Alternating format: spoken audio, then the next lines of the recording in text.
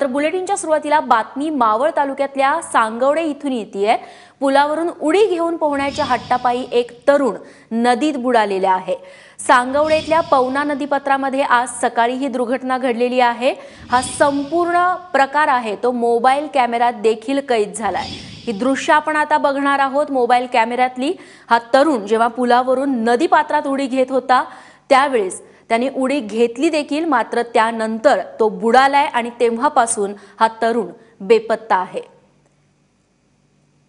फक्त पुलावरूनच नाही तर पुलाच्या वरचा जो ढाचा आहे तिथे तो तरुण चढला आणि त्या उंचीवरून त्याने नदीपात्रात उडी घेतली आणि त्याचे मित्र आहेत त्यांनी हा सगळा व्हिडिओ शूट केलेला आहे। नाझीम मुल्ला आमचे प्रतिनिधी आता आपल्या सोबत आहेत।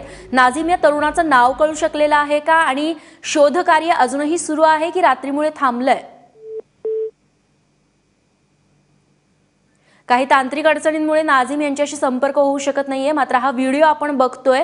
हा तरुण आहे तो पुलावरचा जो लोखंडी ढाचा आहे त्याच्यावरती चढला, इतक्या वरून त्याने नदीपात्रात उडी मारली आणि सकाळपासून हा तरुण बेपत्ता आहे। शोध कार्य देखील सुरू करण्यात आलं या मुलासाठी, मात्र अजूनही हा मुलगा सापडलेला नाहीये। अंधार पडलेला आहे, रात्र झाली आहे, त्यामुळे हे शोध कार्य थांबवण्यात आलंय असं कळतंय।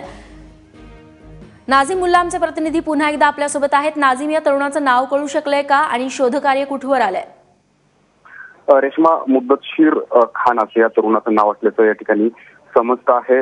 आज सकाळपासून या तरुणाचा जो आहे तो शोध या ठिकाणी सुरू आहे, परंतु अनेकदा आपण पाहिलं आहे की पोहायला गेलेल्या तरुणांना जो आहे तो स्टंटबाजी करण्याचा मोह या ठिकाणी आवडत नसतो आणि असाच मोह जो आहे तो मुद्दतशीरला आवडला नाही आणि तो सुरुवातीला मित्रांसोबत या ठिकाणी पवना नदीत पोहत होता, परंतु अचानक तो नदीवरील पुलावरती त्याच्या मित्रांना दिसला आणि मित्रांनी त्याला रोखण्याचा देखील या ठिकाणी प्रयत्न केला। मित्र त्या व्हिडिओमध्ये आपण ऐकू शकतो की मुद्दतशीर त्या पुलावरून उडी मारू नको असं त्याला या ठिकाणी आग्रह धरत होते, त्याला सल्ला देत होते, परंतु हा सल्ला झुगारत त्यानं अखेर पुलावरून उडी मारली।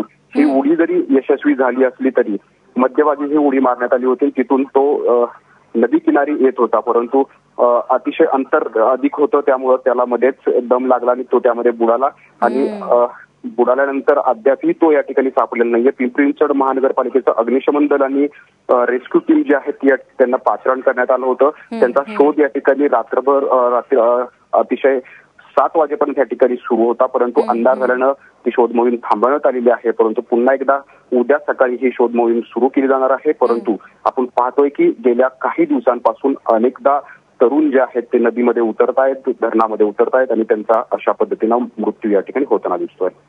निश्चित नाझीम, धन्यवाद तुम्ही दिलेल्या माहितीबद्दल।